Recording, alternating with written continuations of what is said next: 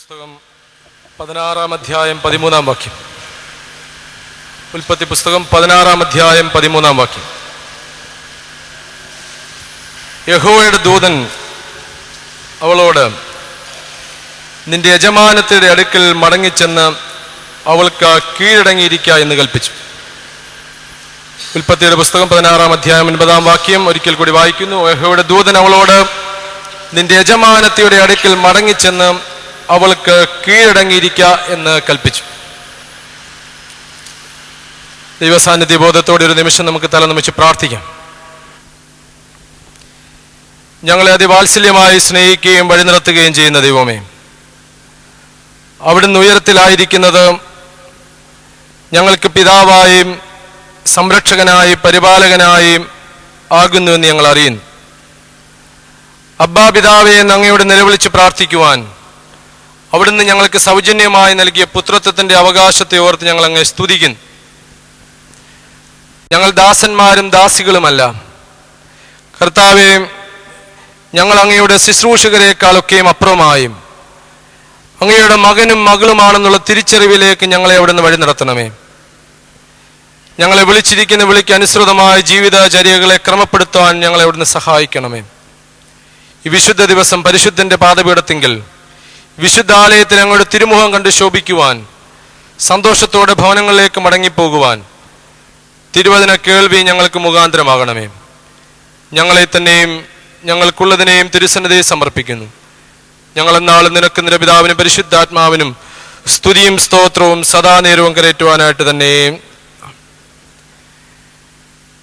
പരിമല സെമിനാരിയുടെ ആദരണീയനായ മാനേജർ ബഹുമാനനായ യോഗേന്ദ്രൻ ബാച്ചൻ, അസിസ്റ്റന്റ് മാനേജർമാരായിരിക്കുന്ന വന്യരായ വൈദിക പിതാക്കന്മാരെ, കർത്താവിനാൽ അനുഗ്രഹീതരെ,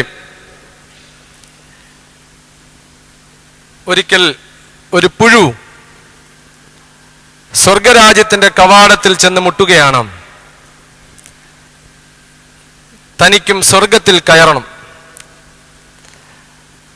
സ്വർഗരാജ്യത്തിന്റെ കവാടത്തിൽ കാവൽ നിൽക്കുന്ന പടയാളി പുഴുവിനെ കണ്ടിട്ട് മ്ലേച്ഛം എന്ന് പറഞ്ഞ് തന്റെ കാൽ കൊണ്ട് ഈ പുഴുവിനെ തോണ്ടി ദൂരേക്ക് എറിയുകയാണ്.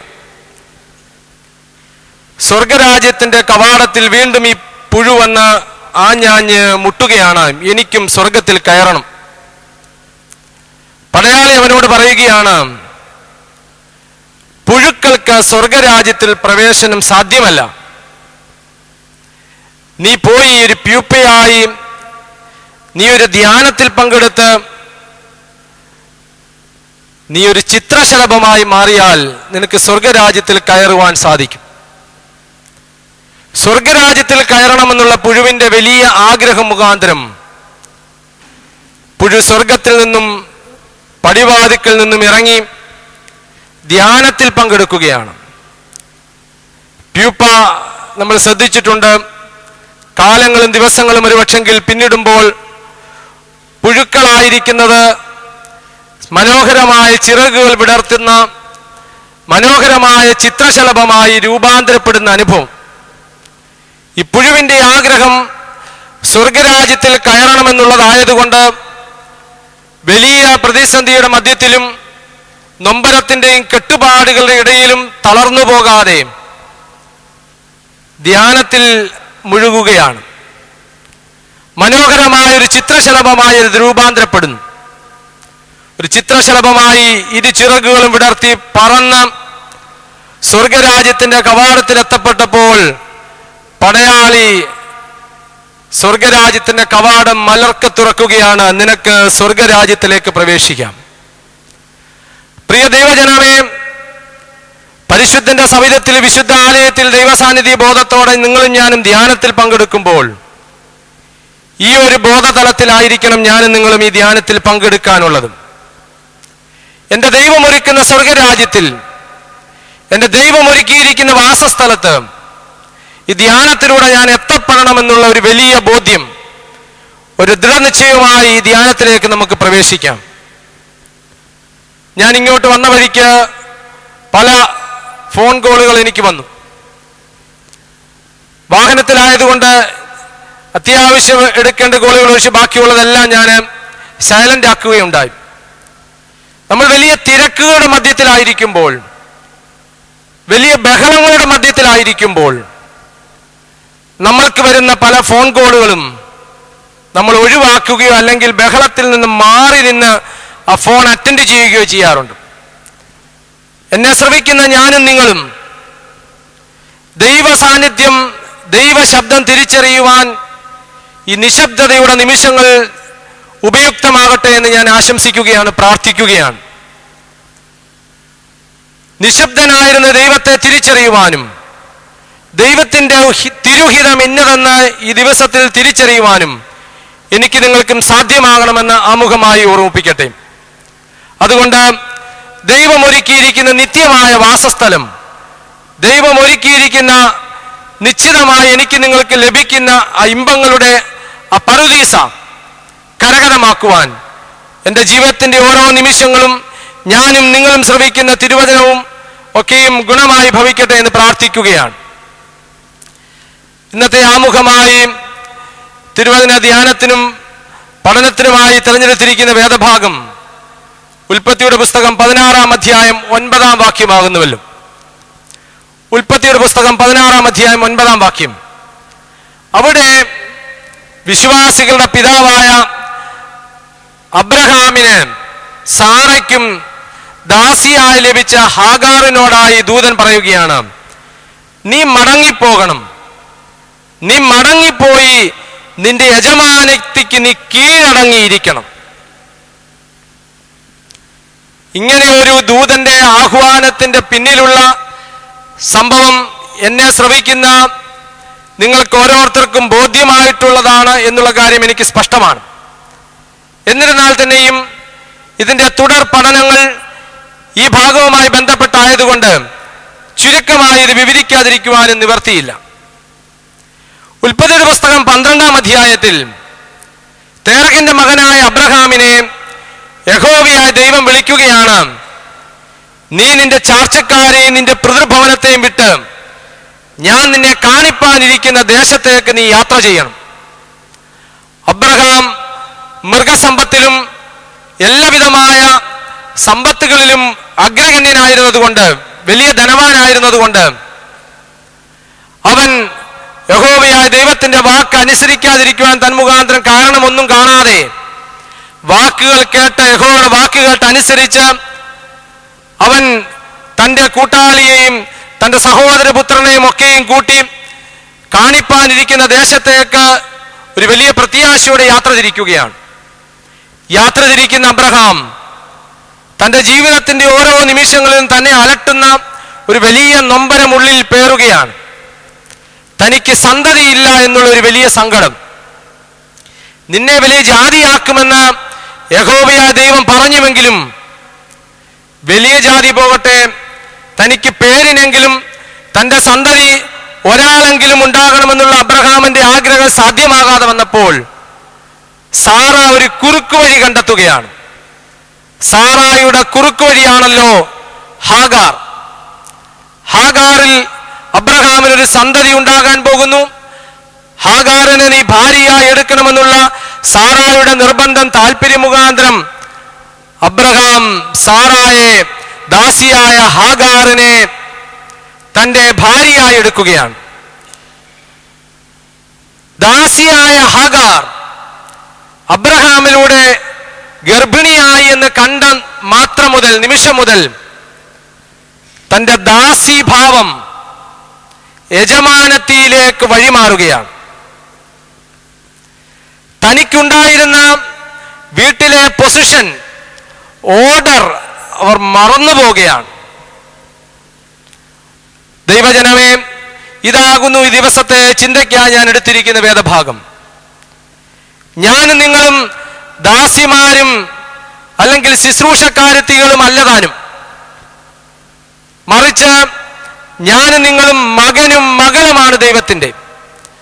യഹോവയായ ദൈവത്തിൻ്റെ മകനും മകളുമായിരിക്കുന്ന ഞാനും നിങ്ങളും ഈ മകന്റെ സ്ഥാനവും മകളുടെ സ്ഥാനവും മറന്നു പോകുമ്പോൾ ഒരു ദൂതൻ എന്നെയും നിങ്ങളെയും തട്ടി ഉണർത്തി പറയേണ്ടതായിട്ട് വരും, നീ മടങ്ങിപ്പോകണം നിന്റെ മകന്റെ പൊസിഷനിലേക്ക്, മകളുടെ ഓർഡറിലേക്ക്. ഇവിടെ ഹാഗാറിനോട് പറയുകയാണ്, നീ എപ്പോൾ നിന്റെ ദാസീഭാവം, നിന്റെ ഉത്തരവാദിത്വം നീ മറന്നുപോയുവോ, ആ പൊസിഷനിലേക്ക്, ആ അവസ്ഥയിലേക്ക് നീ മടങ്ങിപ്പോകണം. അവൾ മറന്നുപോയത് എന്ത്? അവിടെ കടമകൾ, അവിടെ ഉത്തരവാദിത്തങ്ങൾ, അവളെ ഏൽപ്പിച്ച ദൗത്യങ്ങൾ അവൾ മറന്നുപോകുകയാണ്. മറന്നുപോയി അവൾ സാറായെ കളിയാക്കാൻ തുടങ്ങുകയാണ്. ഭവനത്തിൽ സാറായുടെ പൊസിഷൻ, യജമാനത്തിയുടെ പൊസിഷൻ അവൾ അടിച്ചു മാറ്റുവാൻ ശ്രമിക്കുകയാണ്. യജമാനത്തിയുടെ സ്ഥാനം അവർ കവരുവാൻ ശ്രമിക്കുകയാണ്. യജമാനന്റെ കിടക്ക പങ്കിട്ടു എന്നതിന്റെ ബലത്തിൽ സകലതും കൈപ്പിടിയിലാക്കാൻ ശ്രമിക്കുകയാണ്. ഇത് കണ്ടിട്ട് സാറ സഹിക്കവയ്യാതെ യജമാനനോട് പരിഭവം പറയുകയാണ്, സഹിക്കവയ്യ, എന്റെ ദാസിയുടെ ഈ ചെയ്തികൾ എനിക്ക് സഹിക്കവയ്യ കൊണ്ട് അവിടുന്ന് എനിക്കൊരു പരിഹാരം നിർദ്ദേശിക്കണം.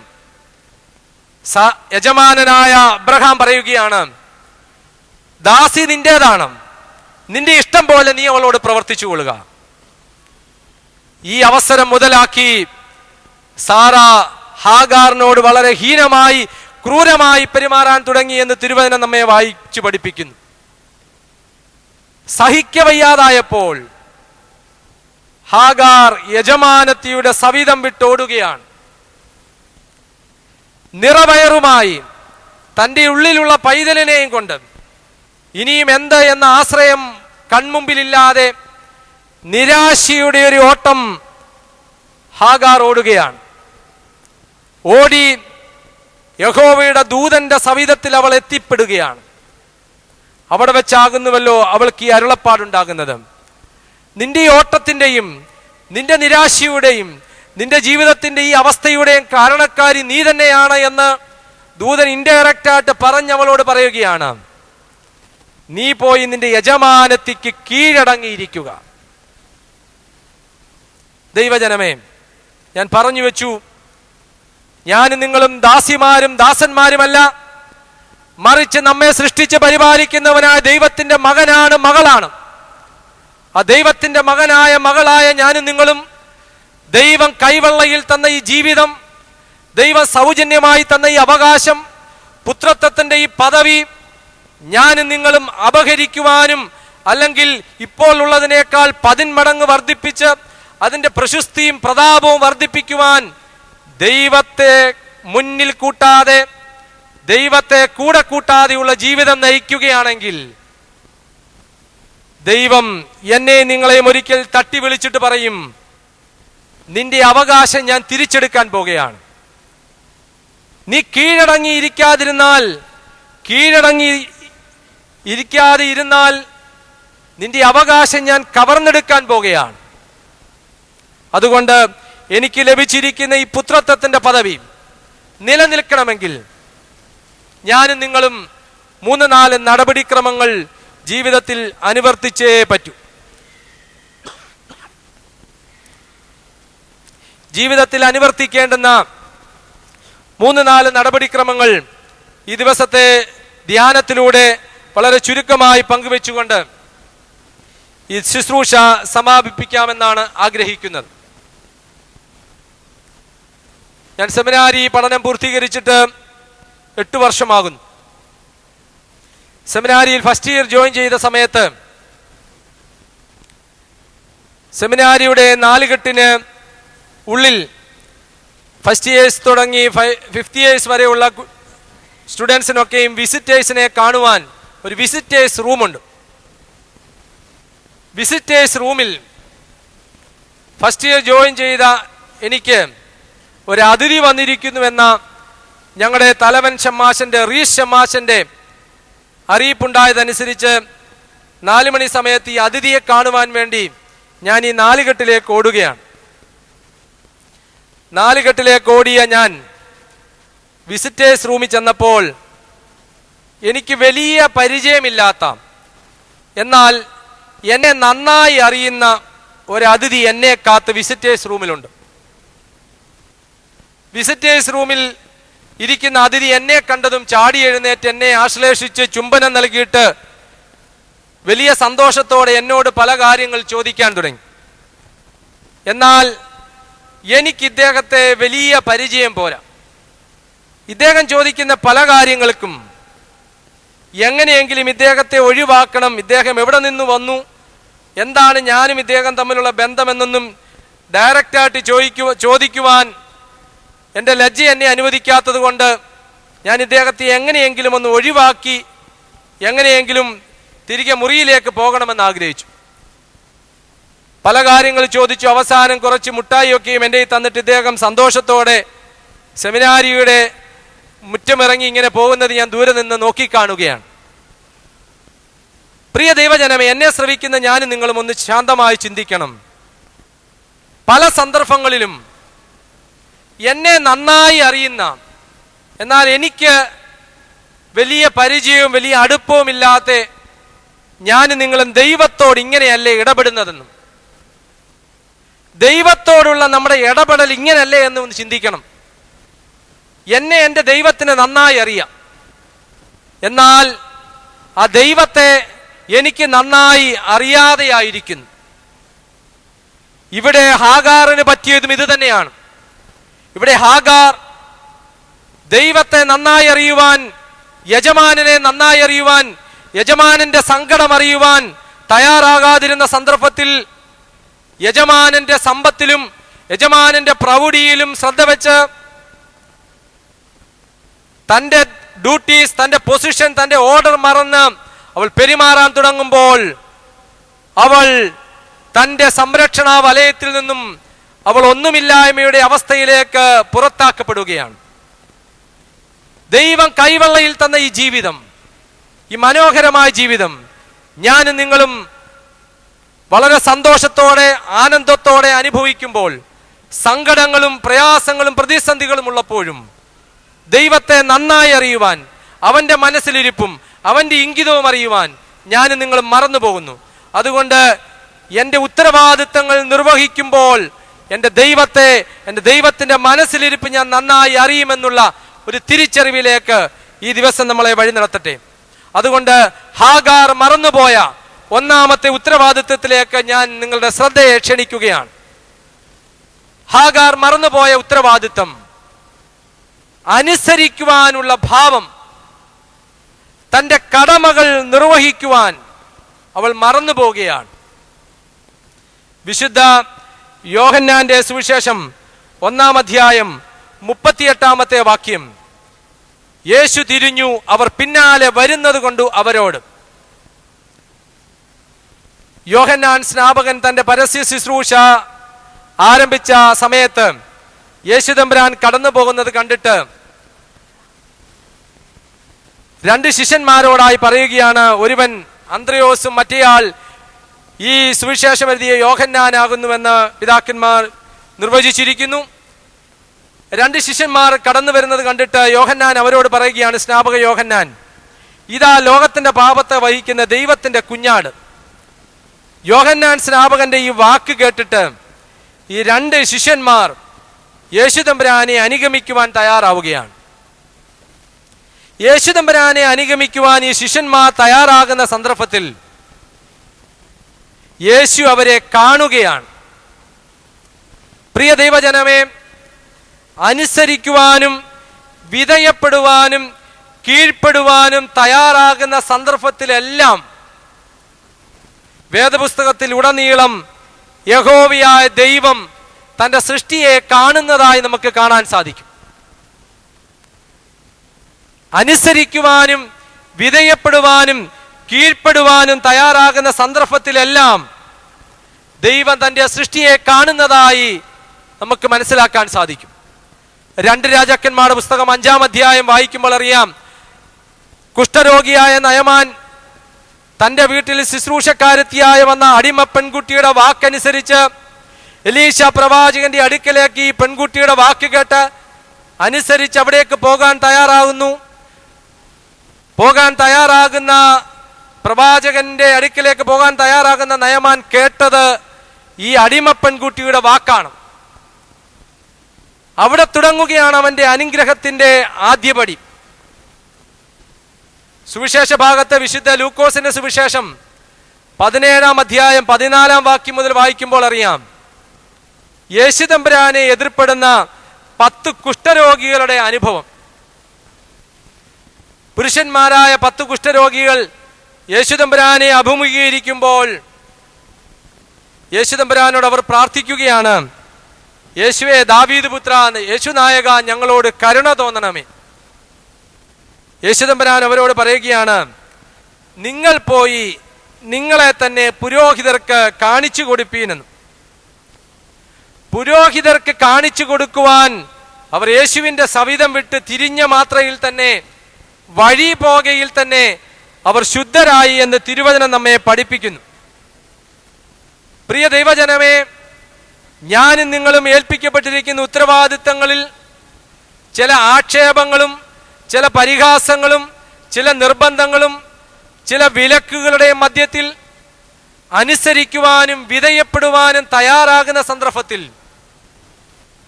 ദൈവം എന്നെയും നിങ്ങളെയും അനുഗ്രഹിക്കും എന്നുള്ളതിന് യാതൊരു സംശയവും വേണ്ട. ആധുനിക തലമുറയിൽ സ്ത്രീക്കും പുരുഷനും ലഭിച്ചിരിക്കുന്ന വലിയ പദവികൾ, സാമ്പത്തികമായി സ്ത്രീകൾക്ക് ലഭിച്ചിരിക്കുന്ന വലിയ മേന്മ, ഉന്നതി മുഖാന്തരം പുരുഷനെ അനുസരിക്കുവാൻ സ്ത്രീ തയ്യാറാകാതിരിക്കുന്ന വലിയ ചില അപജയങ്ങൾ നമ്മുടെ സമൂഹ മധ്യത്തിൽ പറഞ്ഞു കേൾക്കാറുണ്ടല്ലോ.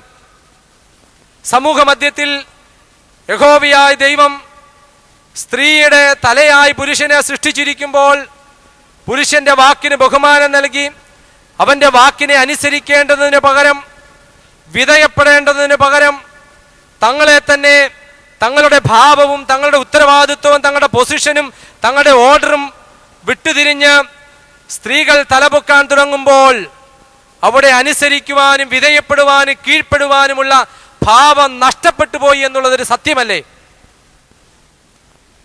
കുടുംബത്തിന്റെ അന്തഛിദ്രത്തിനും പരസ്പരമുള്ള ബഹുമാനത്തിനും ഈ സ്ത്രീ പുരുഷ സമത്വം ഒരു വലിയ അളവ് വരെ അപജയമായി നിൽക്കുന്നു എന്നുള്ളതൊരു സത്യമാണ്. സാമൂഹ്യ തലത്തിലായാലും സഭാതലത്തിലായാലും മേലധികാരികൾക്ക് കീഴ്പ്പെടുവാൻ, മേലധികാരികൾക്ക് വിധേയപ്പെടുവാൻ സാധ്യമാകാതെ അല്ലെങ്കിൽ അതിന് താല്പര്യമില്ലാതെ പോകുന്ന ഒരു വലിയ ജനതതി. ഓർത്തിരിക്കണം, ദൈവത്തിന്റെ അനുഗ്രഹം സമൃദ്ധിയായി എന്നിലും നിങ്ങളിലും മകന് മകളെ എന്നുള്ള നിലയിൽ യഹോവയുടെ സന്തതി പരമ്പരകളുടെ മേൽ വന്നു ഭവിക്കണമെങ്കിൽ ആദിമകാലം മുതൽ നിശ്ചയിച്ചിരിക്കുന്ന വലിയൊരു നടപടിക്രമമാണ് അനുസരിക്കുവാനും വിധേയപ്പെടുവാനുമുള്ള ഒരു കടമ.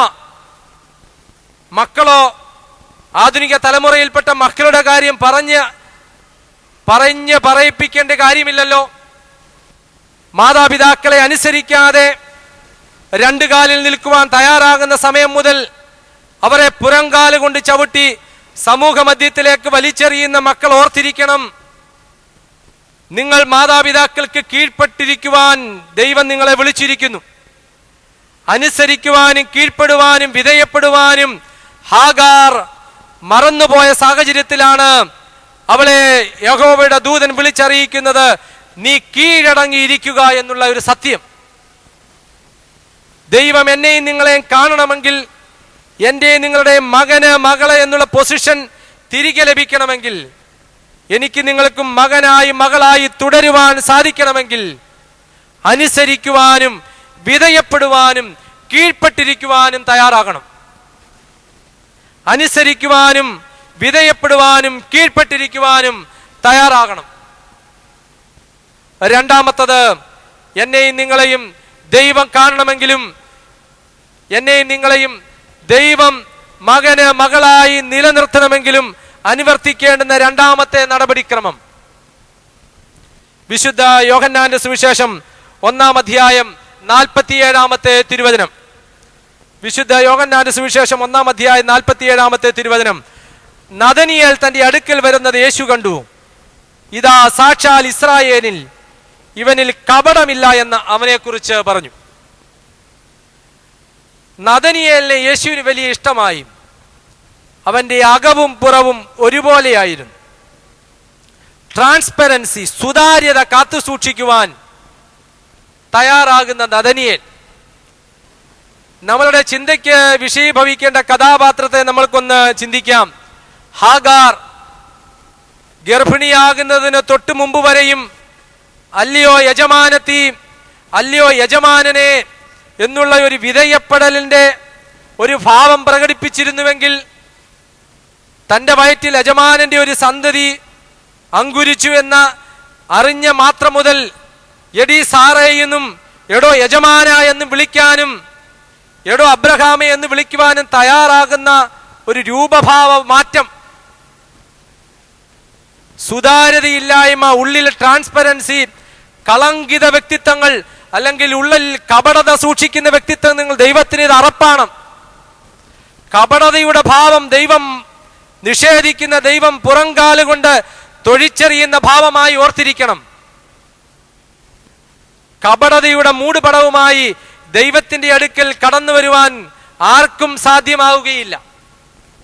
ദൈവം കാണണമെങ്കിൽ സുതാര്യതയോടെ, വ്യക്തതയോടെ, ദൈവമേ ഞാനിതാ എന്നെ നീ കണ്ടുകൊള്ളണമേ എന്നുള്ള ഭാവത്തോടെ മൂടി വെച്ചുകൊണ്ട് വരാതെ എല്ലാം അനാവരണമാക്കി മുൻപിലേക്ക് ദൈവത്തിന്റെ സന്നിധിയിലേക്ക് കടന്നു വന്നാൽ ഈ നഥനീയേലിനെ കുറിച്ച് ദൈവം നൽകിയതുപോലെയുള്ള സർട്ടിഫിക്കറ്റ് എന്നെക്കുറിച്ചും നിങ്ങളെക്കുറിച്ചും ദൈവം നൽകുമെന്നതിന് സംശയം വേണ്ട.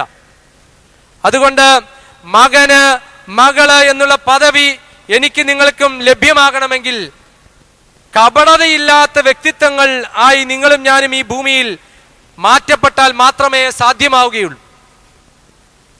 എൻ്റെ പൗരോഹിത്യ ജീവിതത്തിന്റെ ഈ ചുരുങ്ങിയ കാലയളവിൽ പല കുടുംബ പ്രശ്നങ്ങളിലും ഇടപെടുവാനുള്ള കടമയുള്ളത് കൊണ്ട് ഇടപെട്ടിട്ടുണ്ടല്ലോ. അങ്ങനെ ഇരിക്കെ ഒരു ഭവനത്തിൽ ഒരു അമ്മായിയമ്മയും മരുമകളും തമ്മിൽ കലഹമാണ്. അവിടെ രണ്ടുപേരും രണ്ട് അടുപ്പിലാണ് ഭക്ഷണം വെച്ച് കഴിക്കുന്നത് എന്ന് മനസ്സിലാക്കി അവരെ ഒന്ന് രമ്യപ്പെടുത്തുവാൻ ആഗ്രഹിച്ച് ആ ഭവനത്തിലേക്ക് കടന്നു ചെന്നു. അനേകം മിനിറ്റുകൾ, ഏകദേശം 1.5 മണിക്കൂർ ആ ഭവനത്തിൽ പ്രിയപ്പെട്ട അമ്മച്ചിയുമായും മരുമകളായി കടന്നു വന്ന സഹോദരിയുമായിട്ടൊക്കെയും സംസാരിച്ചു. രണ്ടുപേരും യാതൊരു വിധേനയും അടുക്കുവാൻ കൂട്ടാക്കാതിരുന്ന സന്ദർഭത്തിൽ,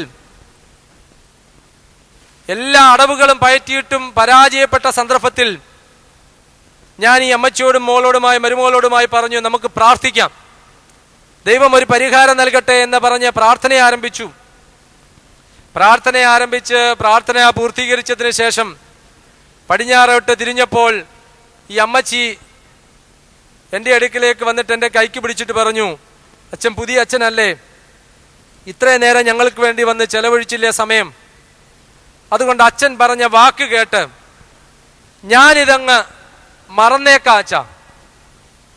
അടുത്ത വാക്കാണ് എന്നെ വളരെ വേദനിപ്പിച്ചത്. പക്ഷെങ്കിൽ ഞാൻ ഇതൊരിക്കലും ക്ഷമിക്കുകയില്ല അച്ഛ. അച്ഛാ ഞാനിതങ്ങ് മറന്നേക്കാം, പക്ഷെ എൻ്റെ മകൾ എന്നോട്, എൻ്റെ മരുമകൾ എന്നോട് ചെയ്തത് ഞാനിതൊരിക്കലും ക്ഷമിക്കുകയില്ല അച്ഛാ. എന്നെ ശ്രവിക്കുന്ന പലരും എന്നോട് ചിലർ ചെയ്തത് മറക്കുവാൻ തയ്യാറായി. നമ്മൾ നല്ല സ്നേഹഭാവത്തിൽ നല്ല ചിരി പാസാക്കുമെങ്കിലും ഉള്ളിൽ ക്ഷമിക്കുവാൻ തയ്യാറാകാതെ കപടതയുടെ പൊയ്മുഖങ്ങൾ അണിഞ്ഞ് കപട വേഷധാരികളായി ഞാനും നിങ്ങളും സഞ്ചരിക്കുന്നുവെങ്കിൽ എൻ്റെയും നിങ്ങളുടെയും പ്രാർത്ഥനയും നേർച്ച കാഴ്ചകളും ദൈവത്തിന് അറപ്പായി തീരുമെന്നുള്ളതിന് യാതൊരു സംശയവും വേണ്ട.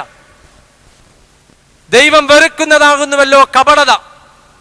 സുതാര്യതയുടെ മേൽക്കുപ്പായങ്ങൾ ഞാനും നിങ്ങളും ധരിച്ചാൽ മതി. സുതാര്യതയില്ലായ്മയുടെ, കപടതയുടെ മൂടുപടങ്ങൾ ഞാനും നിങ്ങളും അണിഞ്ഞ് ദൈവസന്നിധിയിൽ വരേണ്ട ആവശ്യമില്ല.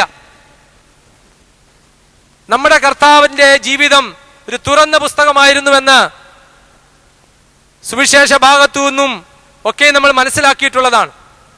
അതുകൊണ്ടാകാം സുവിശേഷകർ കർത്താവിന്റെ പുറംകുപ്പായത്തെ സംബന്ധിച്ച് തുന്നൽ കൂടാതെ അടി മുതൽ മുടി വരെ നെയ്തതായിരുന്നു എന്ന് പറയുന്നത്. തുന്നൽ കൂടാതെ നെയ്തതായിരുന്നത് കൊണ്ട് അകമേത് പുറമേത് എന്ന് തിരിച്ചറിയാത്തത് കൊണ്ടാകാം പടയാളികൾ അവന്റെ കുമ്പായത്തിന് ചിട്ടിയിട്ട് ഇതാർക്ക് കിട്ടണമെന്ന് ചിട്ടിയിട്ട് അത് തിരഞ്ഞെടുക്കുന്നത്. എന്നാൽ ഞാൻ ഇട്ടിരിക്കുന്ന ഈ കുപ്പായം ഇതിന്റെ അകവും പുറവും തിരിച്ചറിയാൻ സാധിക്കുന്നത് കൊണ്ട് ഇത് തിരിച്ചിട്ടാൽ ഒരു പക്ഷെങ്കിൽ നിങ്ങൾ പറയും അച്ഛൻ ബോധക്കേട് കൊണ്ട് ഇത് തിരിച്ചിട്ടുവെന്ന്. പ്രിയ ദൈവജനമേ, നിങ്ങളുടെ ഉള്ളിലിരിപ്പും നിങ്ങളുടെ മനസ്സിലിരിപ്പും നിങ്ങളുടെ ഹൃദയവും നിങ്ങളൊന്ന് തിരിച്ചിട്ട് ഒന്ന് വിചിന്തനം ചെയ്താൽ ഈ ഹാഗാറിനെ പോലെ കപടതയുടെ മൂടുപടങ്ങളല്ലേ നിങ്ങളും ഞാനും അണിഞ്ഞിരിക്കുന്നതെന്ന് ശാന്തമായി ചിന്തിക്കുക. നിങ്ങളുടെ മാതാപിതാക്കളോടുള്ള നിങ്ങളുടെ കടപ്പാട്, അവരോടുള്ള നിങ്ങളുടെ വിധേയത്വം, മരുമക്കൾ അമ്മായിയമ്മയോടും അമ്മായിയപ്പനോടുമുള്ള ബന്ധം, ഭാര്യ ഭർത്താവിനോടുള്ള ബന്ധം, ഭർത്താവ് ഭാര്യയോടുള്ള ബന്ധം, കാര്യം സാധിക്കാനും കാര്യം നേടിയെടുക്കുവാനും വേണ്ടി മാത്രമുള്ള ബന്ധമായാൽ കാര്യം കരിഞ്ഞു കഴിയുമ്പോൾ തീർച്ചയായും പാലം വലിക്കുന്ന അനുഭവം ഉള്ളിൽ മുൻകൂട്ടി സ്വരുക്കൂട്ടിയിട്ടുണ്ടെങ്കിൽ ദൈവം അത് വെറുക്കുമെന്നുള്ളതിന് സംശയം വേണ്ട. ഇന്നത്തെ മാതാപിതാക്കന്മാരുടെ വലിയ ഒരു സങ്കടം, മരിക്കുവാൻ തയ്യാറായി കട്ടിലേൽ കിടക്കുമ്പോഴും അവരെ വേദനപ്പെടുത്തുന്ന വലിയൊരു പരിഭവം അല്ലെങ്കിൽ വേദനപ്പെടുത്തുന്ന വലിയൊരു ചിത്രം പലരുടെയും ജീവിതാനുഭവങ്ങളിൽ നിന്നും സ്നേഹം നടിച്ച് മക്കളും മരുമക്കളും ചേർന്ന് സ്വത്തുക്കൾ കരഗതമാക്കിയതിനു ശേഷം അവരെ അനാഥ മന്ദിരത്തിലേക്ക് പറഞ്ഞുവിട്ട പല കഥകളും നമ്മുടെ മാതാപിതാക്കന്മാർ കേട്ടതുകൊണ്ട് 90 95 വയസ്സ് കഴിഞ്ഞ മാതാപിതാക്കന്മാർ പോലും മക്കൾക്ക് തങ്ങളുടെ സ്വത്തുക്കൾ എഴുതി വെക്കുവാൻ തയ്യാറാകാതിരിക്കുന്നു. മക്കളോടുള്ള മാതാപിതാക്കളും ബന്ധവും ഒരു പക്ഷെങ്കിൽ ഇന്നത്തെ കാലഘട്ടത്തിൽ വളരെ മ്ലേച്ഛമായി തന്നെ ആയിത്തീർന്നിരിക്കുന്നു. മക്കളെ വളർത്തുന്നത് ചില സ്വാർത്ഥ താല്പര്യങ്ങളുടെ പേരിൽ മാത്രമായി തീരുമ്പോൾ അവരിൽ നിന്നും ദൈവം ഉദ്ദേശിക്കുന്ന പ്രതിഫലം, ദൈവം ഉദ്ദേശിക്കുന്ന യഥാർത്ഥ ഫലം ലഭ്യമാകാതെ മാതാപിതാക്കൾക്കായിത്തീരുന്നു. അതുകൊണ്ട് പ്രിയ ദൈവജനമേ, എന്നെയും നിങ്ങളെയും ദൈവം വിളിച്ചിരിക്കുന്നത് കപടതയുടെ പൊയ്മുഖധാരികളായി തീരുവാനല്ല, മറിച്ച് നഥാനിയേലിനെ പോലെ ഉള്ളതുപോലെ പറയുവാനും ഉള്ളത് ദൈവസന്നിധിയിൽ വെളിപ്പെടുത്തുവാനും എനിക്ക് നിങ്ങൾക്കും സാധിക്കണം. ഈ പരിശുദ്ധമായ അതിമനോഹരമായ ദേവാലയത്തിൽ എത്ര പ്രാവശ്യം വന്നാലും, എത്ര മണിക്കൂറുകൾ ഇരുന്നാലും, എത്ര ദിനരാത്രങ്ങൾ ഇവിടെ ഇരുന്നാലും എനിക്ക് നിങ്ങൾക്ക് മതിയാവുകയില്ല. എന്നാൽ ധ്യാനത്തിങ്കൽ എൻ്റെ നിങ്ങളുടെയും ചെയ്തു പോയ ചെയ്തികളെ സംബന്ധിച്ച് ഈ അടുത്ത ദിവസങ്ങളിൽ, അടുത്ത നിമിഷങ്ങളിൽ എപ്പോഴെങ്കിലും ഇരുതുള്ളി കണ്ണുനീർ വീണിട്ടുണ്ടോ?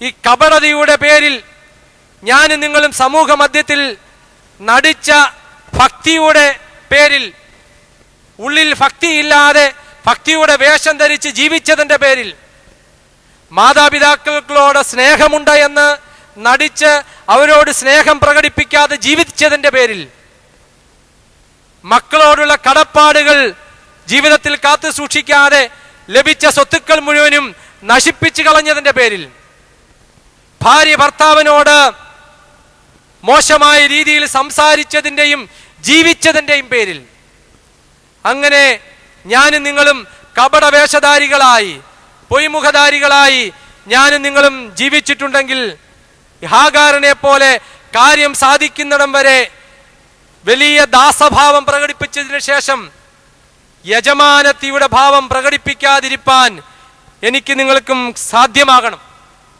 പ്രിയ ദൈവജനമേ, ഹാഗാർ മറന്നുപോയ രണ്ടാമത്തെ കടമ, കപടതയുടെ വേഷം അവൾ ധരിച്ചതിന്റെ പേരിൽ ദൂതൻ അവളെ പിന്തിരിപ്പിക്കുകയാണ്. നീ തിരിച്ചു നടക്കണം, നീ ദാസീഭാവത്തിലേക്ക് നീ തിരിച്ചു നടക്കണം, നീ മകന്റെ ഭാവത്തിലേക്ക്, മകളുടെ ഭാവത്തിലേക്ക് നീ തിരിച്ചു നടക്കണം. പ്രിയ ദൈവജനമേ, മകന്റെയും മകളുടെയും കടമയാണ് പറഞ്ഞു വെക്കുന്നത്.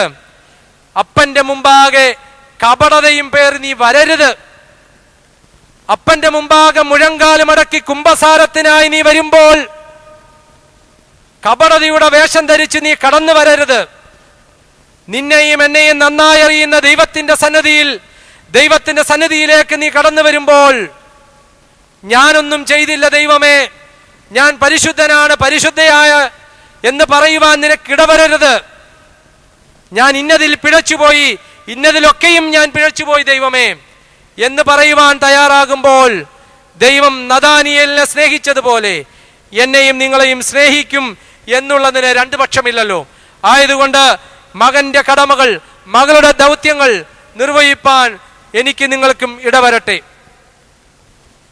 മൂന്നാമത്തെ, ഹാഗാർ മറന്നുപോയ അവളുടെ അവസ്ഥ വിശുദ്ധ യോഹന്നാന്റെ സുവിശേഷം 5-ാം അധ്യായം 6-ാം വാക്യം ആസ്പദമാക്കി നമുക്ക് ചിന്തിക്കാം. വിശുദ്ധ യോഹന്നാന്റെ സുവിശേഷം 5-ാം അധ്യായം 6-ാം വാക്യം. എന്നാൽ 38 ആണ്ട് രോഗം പിടിച്ചു കിടന്ന ഒരു മനുഷ്യൻ അവിടെ ഉണ്ടായിരുന്നു. അവൻ കിടക്കുന്നത് യേശു കണ്ടു, ഇങ്ങനെ ഏറിയ കാലമായിരിക്കുന്നുവെന്നറിഞ്ഞു. നിനക്ക് സൗഖ്യമാകുവാൻ മനസ്സുണ്ടോ എന്ന് അവനോട് ചോദിച്ചു. രോഗി അവനോട്, യജമാനനെ, വെള്ളം കലങ്ങുമ്പോൾ എന്നെ കുളത്തിലാക്കുവാൻ എനിക്ക് ആരുമില്ല എന്ന് പറഞ്ഞു. വെള്ളം കലങ്ങുമ്പോൾ എന്നെ കുളത്തിലാക്കുവാൻ ആരുമില്ല എന്ന് അവൻ പറഞ്ഞു. ഹാഗാർ മറന്നുപോയ മൂന്നാമത്തെ അവളുടെ ഉത്തരവാദിത്വം അല്ലെങ്കിൽ അവളുടെ ജീവിത അവസ്ഥ. ഹാഗാർ ചിന്തിക്കുകയാണ്, എനിക്ക് സംരക്ഷണ ചെയ്യുന്ന ഈ യജമാനൻ എനിക്ക് സകലത്തിലും മതിയായവനാണ്. എന്നിന്റെ ഉള്ളിലുള്ള ഈ സൃഷ്ടിയെയും പരിപാലിക്കുവാൻ യജമാനൻ മനസ്സ് വെച്ചാൽ പിന്നെ എനിക്ക് യാതൊരു കുഴപ്പവുമില്ല. അങ്ങനെ ഇരിക്കെയാണ് ഹാഗാറിനെ യജമാനനും യജമാനത്തെയും പുറങ്കാല് കൊണ്ട് ചവിട്ടി പുറത്താക്കി കളയുന്നത്. നമ്മൾ വായിച്ച ഈ സുവിശേഷ ഭാഗത്തിൽ 38 വർഷക്കാലം ബത്സയിദ കുളക്കരയിൽ ഒരു മനുഷ്യൻ കിടക്കുകയാണ്. അവന് കുറച്ചു കാലം മുമ്പ് വരെ അവന്റെ മനസ്സിൽ വലിയൊരു ആഗ്രഹമുണ്ടായിരുന്നു, അല്ലെങ്കിൽ ഒരു ചിന്തയുണ്ടായിരുന്നു. എനിക്ക് എൻ്റെ മാതാപിതാക്കളും സഹോദരങ്ങളും സഹോദരിമാരും ബന്ധുക്കളും മിത്രങ്ങളും ഒക്കെയുമുണ്ട്. കുളത്തിൽ ദൂതൻ വന്ന് ഈ കുളം കലക്കുമ്പോൾ എന്നെ കുളത്തിലേക്ക് എത്തിക്കുവാൻ പലരും കാണും എന്നൊരു ചിന്തയുണ്ടായിരുന്നു. എന്നാൽ അനേകം രോഗികളുടെ ഇടയിൽ അനേകം വർഷങ്ങൾ ഇവൻ കിടന്നിട്ടും തന്റെ സൗഖ്യത്തിന് ഗുണമായി ഭവിക്കുവാൻ, തന്നെ കുളത്തിലെത്തിക്കുവാൻ, ദൂതൻ വരുന്ന കുളം കലക്കുമ്പോൾ കുളത്തിലെത്തിക്കുവാൻ, തനിക്ക് രക്ഷ ലഭിക്കുവാൻ ആരുമില്ല എന്നവൻ തിരിച്ചറിയുകയാണ്. പ്രിയ ദൈവജനമേ, എനിക്ക് നിങ്ങൾക്കും രക്ഷ ലഭിക്കണമെങ്കിൽ, രക്ഷ കരഗതമാകണമെങ്കിൽ ഞാനും നിങ്ങളും സ്വയം തീരുമാനിച്ചാൽ മാത്രമേ സാധ്യമാവുകയുള്ളൂ. എന്റെ രക്ഷ എനിക്ക് ലഭിക്കണമെങ്കിൽ, എന്റെ രക്ഷ എനിക്ക് സ്വായത്തമാക്കണമെങ്കിൽ ഞാൻ വിചാരിച്ചാൽ മാത്രമേ സാധ്യമാവുകയുള്ളൂ. മറിച്ച് എന്നെ രക്ഷപ്പെടുത്തുവാൻ, എനിക്ക് രക്ഷ നൽകുവാൻ, എന്നെ സഹായിക്കുവാൻ എന്റെ കൂട്ടാളികളും എന്റെ മകനും മകളും എന്റെ സുഹൃത്തുക്കളും ഉണ്ട് എന്ന് ധരിച്ച് ഞാനും നിങ്ങളും ഈ ക്രിസ്തീയ ജീവിതം നയിച്ചാൽ പ്രതിസന്ധിയുടെ മധ്യത്തിൽ സ്വർഗ കനാൻ പടിവാതിക്കൽ എത്തി നിൽക്കുമ്പോൾ തീർച്ചയായും ഞാനും നിങ്ങളും ആ പടിവാതിക്കൽ നിന്നും തീർച്ചയായും രക്ഷ കരഗതമാകുമ്പോൾ പുറത്തായി പോകുമെന്നുള്ളതിന് സംശയം വേണ്ട. രക്ഷ ലഭിക്കണമെങ്കിൽ, രക്ഷ എന്റെയും നിങ്ങളുടെയും ജീവിതത്തിൽ കരഗതമാകണമെങ്കിൽ ഒരു യാഥാർത്ഥ്യം ഞാനും നിങ്ങളും തിരിച്ചറിഞ്ഞാൽ മാത്രമേ സാധ്യമാവുകയുള്ളൂ. എന്റെ രക്ഷ എനിക്ക് ലഭിക്കണമെങ്കിൽ, എന്റെ ദൈവത്തിന്റെ നിത്യയുടെ രക്ഷയുടെ ഭാഗമായി ഞാനും നിങ്ങളുമായി തീരണമെങ്കിൽ ഞാൻ വിചാരിച്ചാൽ മാത്രമേ സാധ്യമാവുകയുള്ളൂ. അതുകൊണ്ട് എൻ്റെ ജീവിതം എൻ്റെ ദൈവത്തിൻ്റെതായി തീരണമെങ്കിൽ, എൻ്റെ ദൈവം കാണണമെങ്കിൽ തീർച്ചയായും ഞാൻ വിചാരിച്ചാൽ മാത്രമേ സാധ്യമാവുകയുള്ളൂ. ബത്സയിദ കുളക്കരയിൽ കിടന്ന മനുഷ്യൻ വലിയ കണക്കുകൂട്ടലുകൾ അവനുണ്ടായിരുന്നു. അവന് വലിയ കണക്കുകൂട്ടലുകളായിരുന്നു. അവനെ രക്ഷപ്പെടുത്തുവാൻ പലരും വരും. ഹാഗാറിന്റെ കണക്കുകൂട്ടലുകൾ ഇങ്ങനെയായിരുന്നു. ഒരു പക്ഷെങ്കിൽ എന്റെയും നിങ്ങളുടെ കണക്കുകൂട്ടലുകൾ ഇങ്ങനെ തന്നെയാകാം. രക്ഷ, സ്വർഗരാജ്യത്തിലേക്കുള്ള പ്രവേശനം, സ്വർഗരാജ്യത്തിൽ ഞാനും നിങ്ങളും എത്തപ്പെടണമെങ്കിൽ എന്റെയും നിങ്ങളുടെയും ചെയ്തികൾ ചൊവ്വായേ മതിയാവും. ചെയ്തികൾ ചൊവ്വാവുക, അതോടൊപ്പം ദൈവസന്നിധിയിൽ ഞാനും നിങ്ങളും പൂർണ്ണമായി വിധേയപ്പെട്ട് പോകുവാനും തയ്യാറാകുവാൻ എനിക്ക് നിങ്ങൾക്കും സാധ്യമാകണം. അതുകൊണ്ട് തീർച്ചയായും ജീവിതത്തിൻ്റെ പ്രതിസന്ധിയുടെ നിമിഷങ്ങളിൽ ദൈവത്തെ മുറുകെ പിടിച്ചുകൊണ്ടുള്ള ജീവിതയാത്ര നിർവഹിപ്പാൻ എനിക്ക് നിങ്ങൾക്കും സാധ്യമായി തീരണം. ഇന്നത്തെ തലമുറയുടെ ഒരു പ്രത്യേകത, സ്വന്തം മിടുക്കിലും സാമർഥ്യത്തിലും ആശ്രയിച്ച് ജീവിക്കുവാൻ തയ്യാറാകുമ്പോൾ, ഈ ലോകത്തിൻ്റെ വൈതരണികൾ ജീവിതത്തിൽ വന്ന് വട്ടം പിടിക്കുമ്പോൾ മാത്രമേ എനിക്കൊന്നിനും സാധ്യമായില്ലല്ലോ എന്ന് പരിഭവിക്കുവാൻ പലർക്കും ഇടയാകുന്നുള്ളൂ. എന്നാൽ ദൈവം നൽകിയിരിക്കുന്ന ആരോഗ്യവും സമയവും ബുദ്ധിയും യഥാവിധി മനസ്സ് എത്തുന്നിടത്ത് ശരീരം എത്തുവാൻ തയ്യാറാകുന്ന സന്ദർഭത്തിൽ അവ എത്തിക്കുവാൻ തയ്യാറാകുന്ന നിമിഷങ്ങളിൽ തന്നെ രക്ഷയെ സംബന്ധിച്ച് ചിന്തിച്ച് ഉചിതമായ തീരുമാനങ്ങൾ കൈക്കൊള്ളുവാൻ എനിക്ക് നിങ്ങൾക്കും സാധിക്കണം. ഇന്ത്യയുടെ പ്രഥമ പൗരനായിരുന്ന ഡോക്ടർ APJ അബ്ദുൽ കലാമിന്റെ ജീവിതത്തിൽ ഉണ്ടായ ഒരു സംഭവം ഈ സമയം നിങ്ങളുമായി പങ്കുവയ്ക്കുന്ന ഉചിതമെന്ന് ഞാൻ ചിന്തിക്കുന്നു. ഡോക്ടർ APJ അബ്ദുൽ കലാം തൻ്റെ ഔദ്യോഗിക രാഷ്ട്രപതിയുടെ ഉത്തരവാദിത്തങ്ങൾ നിർവഹിക്കുവാൻ കാലങ്ങൾ ദിവസങ്ങൾ മാത്രം അവശേഷിക്കെ ഉത്തരവാദിത്തങ്ങൾ പൂർത്തീകരിക്കുന്നതിന് ദിവസങ്ങൾ മുമ്പ് തൻ്റെ സെക്രട്ടറിയോട് വിളിച്ചിട്ട് ഇപ്രകാരം പറഞ്ഞു: ഇന്ത്യയിലെ ഇപ്പോൾ സേവനമനുഷ്ഠിക്കുന്ന വിദേശ രാഷ്ട്രങ്ങളിലെ അംബാസിഡേഴ്സിനും അന്ന് ഇന്ത്യ ഭരിക്കുന്ന പ്രധാനമന്ത്രിക്കും കേന്ദ്രമന്ത്രിമാർക്കൊക്കെയും ഒരു വിരുന്ന് ഒരുക്കണമെന്ന്. ആ വിരുന്ന് രാഷ്ട്രപതി ഭവന്റെ മുറ്റത്ത് ഞാൻ നിർദ്ദേശിക്കുന്ന സ്ഥലത്ത് പന്തലിട്ട് അതിനുള്ള ക്രമീകരണം ചെയ്യണമെന്ന് അബ്ദുൽ കലാം പറയുകയുണ്ടായി. അപ്രകാരം അദ്ദേഹത്തിന്റെ സെക്രട്ടറി ഇദ്ദേഹത്തിന്റെ ഓർഡർ അനുസരിച്ച് അതിനുള്ള ക്രമീകരണങ്ങൾ നിർവഹിച്ചു വരികയാണ്. പന്തലൊക്കെയും ഇട്ട് അതിന്റെ ക്രമീകരണങ്ങളൊക്കെയും പൂർത്തിയാകാറായപ്പോൾ ഡൽഹി കാലാവസ്ഥാ നിരീക്ഷണ കേന്ദ്രത്തിൽ നിന്നും അതിലെ ഒരു ഉദ്യോഗസ്ഥൻ ഡോക്ടർ APJ അബ്ദുൽ കലാമിന്റെ സെക്രട്ടറി അടുക്കൽ വന്ന് പറഞ്ഞു: ഈ പ്രോഗ്രാം ഇന്നേ ദിവസം ഈ രാഷ്ട്രപതി ഭവന്റെ മുറ്റത്തു നിന്നും ഓഡിറ്റോറിയത്തിനുള്ളിലേക്ക് ആക്കണം. രാഷ്ട്രപതി ഭവന്റെ ഓഡിറ്റോറിയത്തിന്റെ ഉള്ളിലേക്ക് ഈ പ്രോഗ്രാം മാറ്റണം. എന്താണ് കാരണം? അത് ഇന്ന് രാഷ്ട്രപതി ഭവന്റെ പരിസരങ്ങളിൽ അതിശക്തമായ കാറ്റിനും മഴയ്ക്കും സാധ്യതയുണ്ട്. അതുകൊണ്ട് ഹാളിലേക്ക്, ഓഡിറ്റോറിയത്തിനുള്ളിലേക്ക് ഇത് മാറ്റണം. ഈ മെസ്സേജുമായി അബ്ദുൽ കലാമിന്റെ അടുക്കിലേക്ക് സെക്രട്ടറി കടന്നു ചെന്നപ്പോൾ അബ്ദുൽ കലാം അദ്ദേഹത്തോടായി പറഞ്ഞു: നിങ്ങൾ ഞാൻ പറഞ്ഞ സ്ഥലത്ത് തന്നെ ഈ പ്രോഗ്രാം അറേഞ്ച് ചെയ്യുക. ഞാനതങ്ങ് മുകളിൽ ഫരമേൽപ്പിച്ചിട്ടുണ്ട്. പ്രിയ ദൈവജനമേ, ആ പ്രോഗ്രാം സന്ധ്യയ്ക്ക് തുടങ്ങി.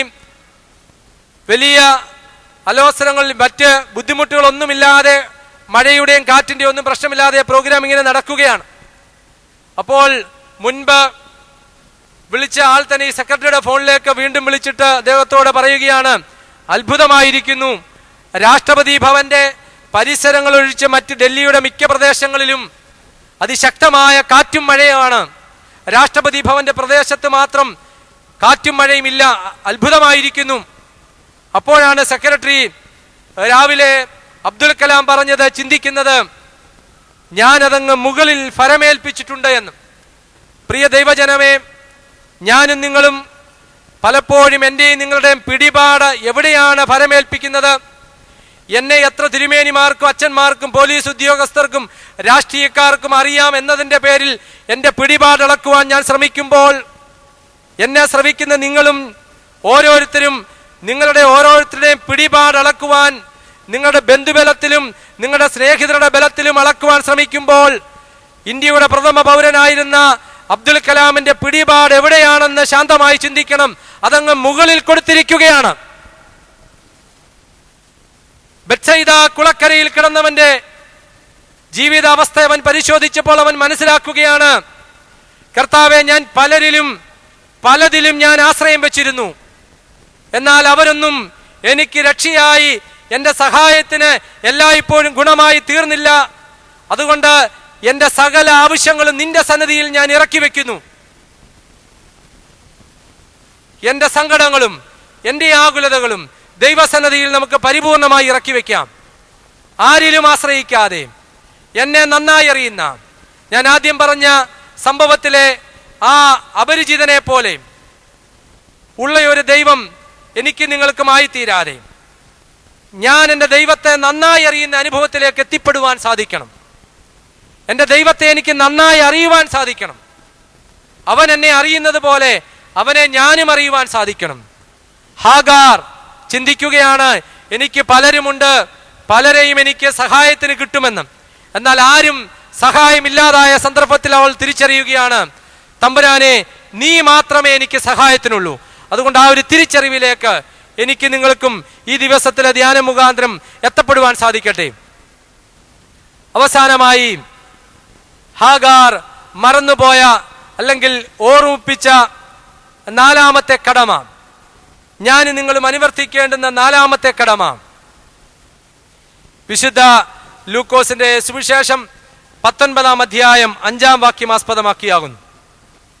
വിശുദ്ധ ലൂക്കോസിന്റെ സുവിശേഷം 19-ാം അധ്യായം 5-ാം വാക്യം. അവൻ ആ സ്ഥലത്തെത്തിയപ്പോൾ മേലോട്ട് നോക്കി, സക്കായിയെ വേഗമിറങ്ങി വാ, ഞാൻ ഇന്ന് നിന്റെ വീട്ടിൽ പാർക്കേണ്ടതാകുന്നുവെന്ന് അവനോട് പറഞ്ഞു. സക്കായിയെ നീ വേഗമിറങ്ങി വാ, ഞാൻ ഇന്ന് നിന്റെ വീട്ടിൽ പാർക്കേണ്ടതാകുന്നുവെന്ന് പറഞ്ഞു. നമ്മുടെ കർത്താവ് അനേകരുടെ ഭവനത്തിൽ കടന്നു ചെന്നിട്ടുണ്ട്. സൗഖ്യദായകനായും വിരുന്ന് സൽക്കാരത്തിലും ഒക്കെയും നമ്മുടെ കർത്താവ് പങ്കാളിയായിട്ടുണ്ട്. എന്നാൽ കടന്നു ചെന്ന ഭവനങ്ങളിൽ ഭവനക്കാർക്കൊരു ഐഡന്റിറ്റി, ഇവനും അബ്രഹാമിന്റെ പുത്രനാകുന്നു എന്ന് പറഞ്ഞ് ഒരു ഐഡന്റിറ്റി, അവനൊരു തിരിച്ചറിയൽ, സമൂഹ മധ്യത്തിൽ അവനൊരു അംഗീകാരം ഉണ്ടാക്കിക്കൊടുത്ത ഏക ഭവനം സക്കായിയുടേതാണ്. രണ്ടാമത്, കർത്താവ് അനുഗ്രഹിച്ച ഏക ഭവനവും സക്കായിയുടേതാണെന്ന് തന്നെ പറയാം. ഈ ഭവനത്തിന് രക്ഷയുണ്ടായി എന്ന് പറഞ്ഞ ഏക ഭവനവും സക്കായിയുടേതാണ്. എന്തുകൊണ്ട് സമൂഹ മധ്യത്തിൽ സക്കായിക്ക് യേശു തമ്പുരാൻ ഒരു ഐഡന്റിറ്റിയും അല്ലെങ്കിൽ അവന് രക്ഷയും ഭവനത്തിന് രക്ഷയും നൽകി എന്ന് ശാന്തമായി ചിന്തിച്ചാൽ അതിന് ഏക കാരണം അവൻ നൊമ്പരപ്പെടുത്തുന്ന ചില തീരുമാനങ്ങൾ കൈക്കൊണ്ടു എന്നതിൻ്റെ പേരിൽ മാത്രമാണ്. സമൂഹ മധ്യത്തിൽ ഒരു പക്ഷെങ്കിൽ ചിന്തിച്ചാൽ സക്കായി കൈക്കൊണ്ട തീരുമാനങ്ങൾ വെറും പൊട്ടത്തരമായി പോയി എന്ന് ഒരു പക്ഷെങ്കിൽ പറഞ്ഞേക്കാം. നൊമ്പരപ്പെടുത്തുന്ന ചില തീരുമാനങ്ങൾ സക്കായി കൈക്കൊണ്ടു. എന്താണ് തീരുമാനം? തമ്പുരാനെ, ഞാൻ അനധികൃതമായി നേടിയിട്ടുള്ളതിന് 1/4 വീതം ഞാൻ തിരിച്ചു കൊടുക്കുന്നു. 8-ാം വാക്യം, കർത്താവെ, എൻ്റെ വസ്തുവകയിൽ പാതി ഞാൻ ദരിദ്രർക്ക് കൊടുക്കുന്നു. വല്ലതും ചതിവായി വാങ്ങിയിട്ടുണ്ടെങ്കിൽ 1/4 മടങ്ങ് മടക്കി കൊടുക്കുന്നുവെന്ന് പറഞ്ഞു. അപ്പോൾ ഒരു പൊട്ട തീരുമാനം അവൻ കൈക്കൊള്ളുകയാണ്. പിന്നെ എന്തിനാ അവൻ പാടുപെട്ടത്? ഇവൻ എന്തിനാ ഇങ്ങനെ ആക്രാന്തം കാണിച്ച് വാരി വലിച്ച് സമ്പാദിച്ചതെല്ലാം എന്തിനാ? വാരി വലിച്ച് വാരിക്കൂട്ടിയത് മുഴുവനും സക്കായി വേണ്ട എന്ന് വയ്ക്കുകയാണ്.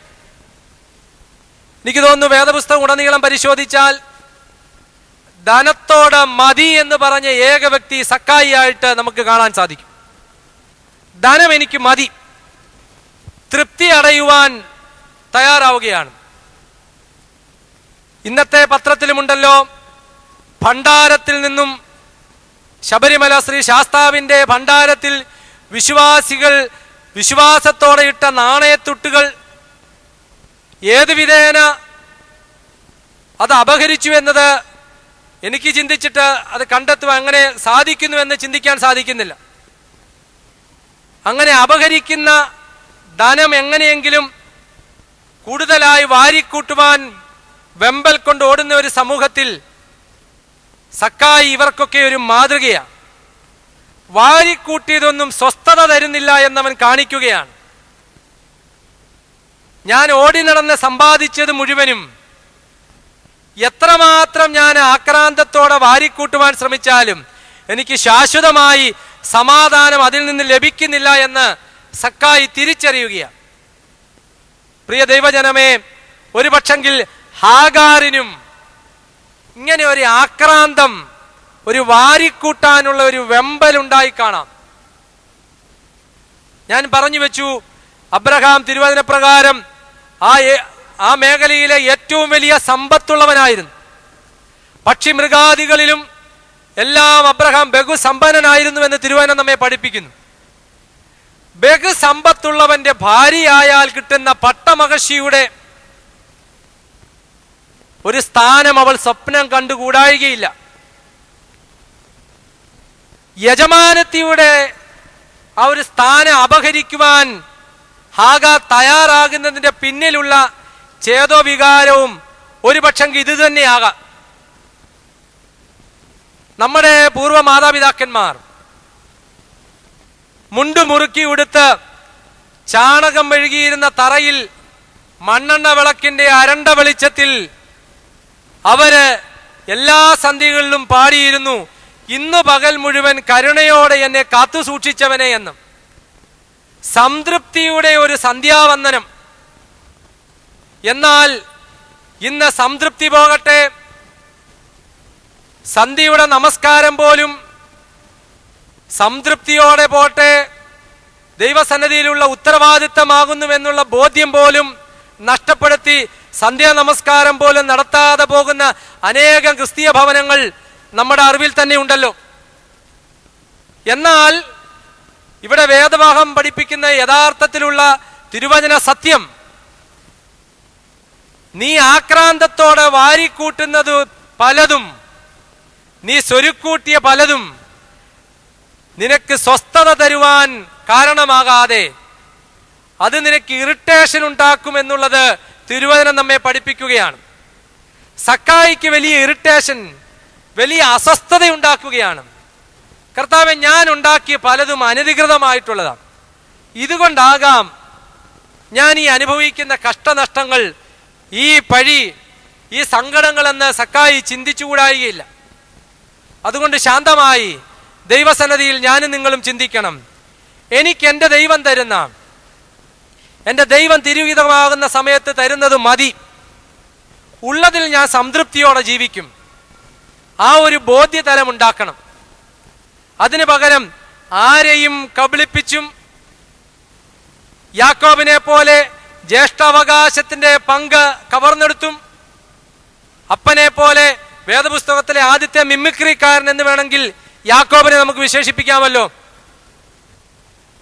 അപ്പനെ പോലും കബളിപ്പിച്ച് സ്വരുക്കൂട്ടുവാൻ തയ്യാറാകുന്ന യാക്കോബ്, കൗശലക്കാരനായി തീർന്നവൻ, അവന്റെ ജീവിതത്തിന്റെ സങ്കടങ്ങളുടെ കാലങ്ങളിൽ അവൻ തിരിച്ചറിയുകയാണ്, ഞാൻ സമ്പാദിച്ചത് മുഴുവനും, അനധികൃതമായി നേടിയത് മുഴുവനും എനിക്ക് ഗുണമായി തീരുന്നില്ല എന്ന് കണ്ടവൻ സങ്കടപ്പെടുകയാണ്.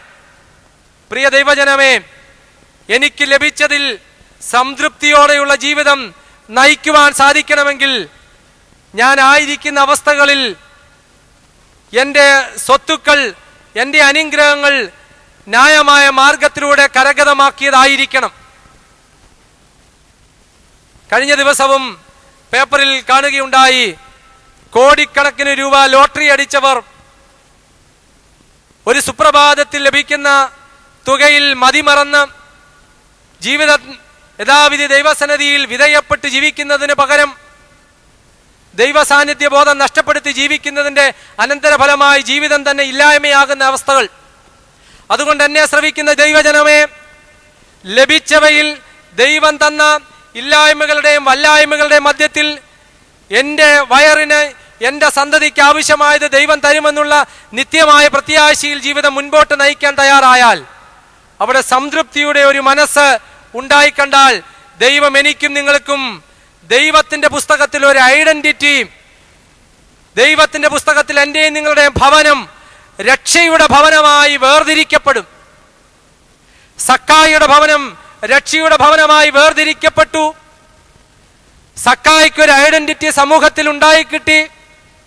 എനിക്ക് നിങ്ങൾക്കും ഒരു ഐഡന്റിറ്റിയും ഒരു രക്ഷയും കരഗതമാകണമെങ്കിൽ തീർച്ചയായും ഈ ഒരു അനുഭവതലം ജീവിതത്തിൽ കാത്തു സൂക്ഷിച്ചാൽ മാത്രമേ സാധ്യമാവുകയുള്ളൂ. ജീവിതത്തിൽ ആർക്കാണ് പ്രതിസന്ധികളില്ലാത്തതും? ജീവിതത്തിൽ പ്രതിസന്ധികളില്ലാത്ത മനുഷ്യരുണ്ടോ? ഈ നിൽക്കുന്ന നിങ്ങളോട് ദൈവവചനം ശുശ്രൂഷിക്കുന്ന ഞാൻ പോലും ജീവിതത്തിന്റെ വലിയ പ്രതിസന്ധികളിൽ നട്ടം തിരിഞ്ഞവനാണ്. സമൂഹത്തിൽ നിന്ദയ്ക്കും പരിഹാസത്തിനും കാരണമായി കാലങ്ങൾ കഴിച്ചുകൂട്ടിയവനാണ്. വിവാഹം കഴിച്ച് 2 വർഷം കഴിഞ്ഞ സമയം മുതൽ ആളുകളുടെ ചോദ്യശരങ്ങൾ ഉണ്ടായി തുടങ്ങി. വിവാഹം കഴിച്ച വൈദികൻ 2 വർഷത്തിനകം ഒരു സന്തതി ഉണ്ടായി, അപ്പനായില്ല എങ്കിൽ അച്ഛന് മക്കളില്ല എന്ന് ചോദ്യങ്ങൾ. 3ആയി 4ആയി 5ആയി 6 വർഷം കഴിഞ്ഞു. കേരളത്തിൽ അങ്ങോളം ഇങ്ങോളമുള്ള അനേകം ഹോസ്പിറ്റലുകളിൽ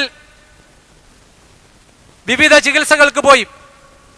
വെല്ലൂർ മെഡിക്കൽ കോളേജിൽ അവസാനം എന്നെ സ്നേഹിക്കുന്ന ഒരു വലിയ മേൽപ്പട്ടക്കാരന്റെ സ്നേഹത്തിന് വഴങ്ങി ടെസ്റ്റ് ട്യൂബിന്റെ IVF ചികിത്സയ്ക്ക് വിധേയനായി.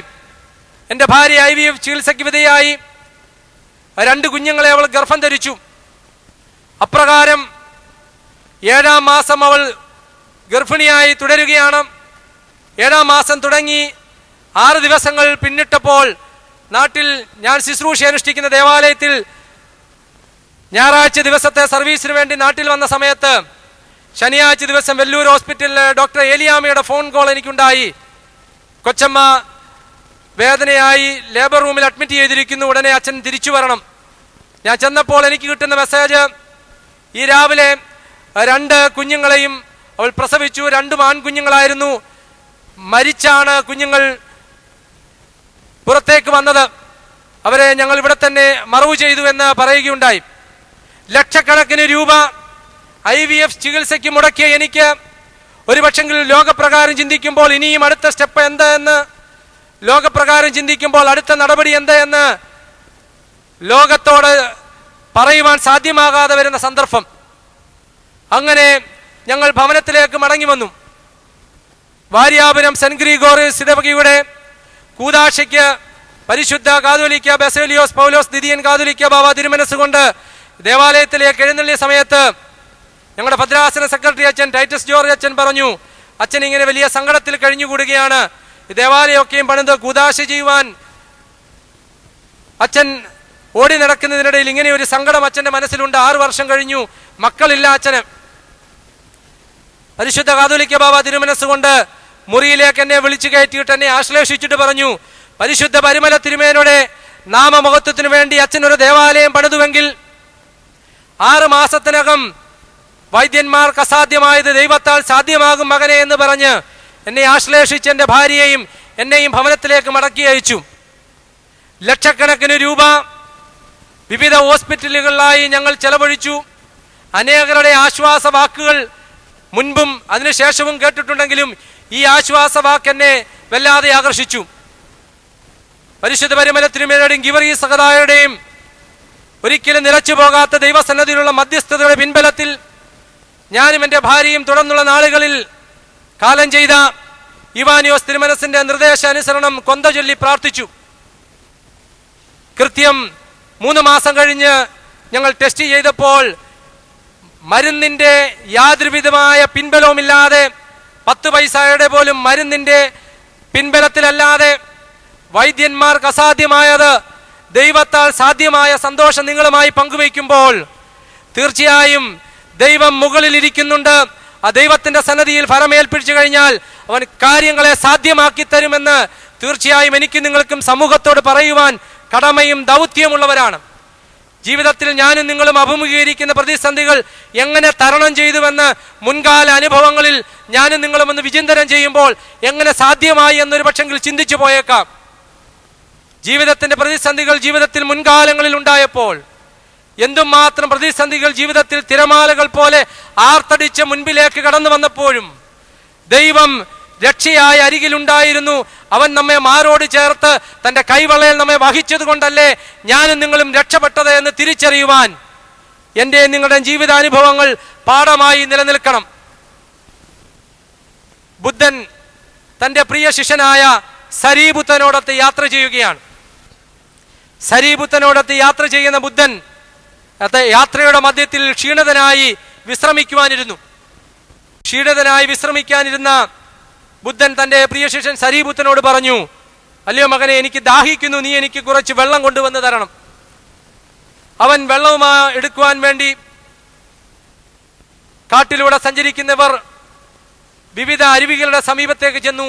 ഉണക്ക് സമയമായതുകൊണ്ട് അരുവികൾ കലങ്ങി മറിഞ്ഞാണ്, അല്ലെങ്കിൽ അരുവിയിൽ വെള്ളം ഇല്ലാതെ ഒരവസ്ഥ.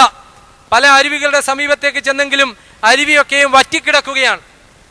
കുറേയേറെ ദൂരം നടന്നപ്പോൾ അവൻ ഒരു അരുവി കണ്ടെത്തുകയാണ്. ആ അരുവിയുടെ സമീപത്ത് അവൻ വലിയ പ്രതീക്ഷയോടെ ചെല്ലുകയാണ്. ഗുരുവിന് അല്പം വെള്ളം ഇവിടെ നിന്ന് കിട്ടിയാൽ നല്ലത് എന്ന് കണക്കുകൂട്ടി അവൻ ആ അരുവിയുടെ സമീപത്തേക്കെത്തി. അരുവിയിലേക്ക് നോക്കിയപ്പോൾ അവൻ വലിയ നിരാശനായി. അരുവി കലങ്ങി മറിഞ്ഞാണ് അത് ഒഴുകുന്നത്.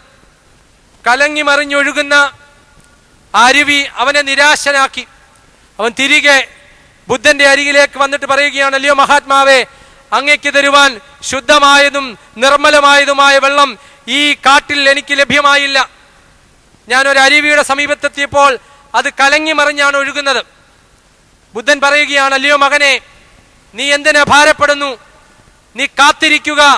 കാത്തിരുന്നാൽ തെളിയാത്ത വല്ല പുഴയുമുണ്ടോ? ഇത് വലിയ ഒരു ലക്ഷ്യം എനിക്ക് നിങ്ങൾക്ക് നൽകുന്നതാണ്. നിങ്ങളുടെ ജീവിതത്തിൽ ഈ അരുവി പോലെ കലങ്ങി മറിഞ്ഞൊഴുകിയ വിവിധ ജീവിത അനുഭവങ്ങളില്ലേ?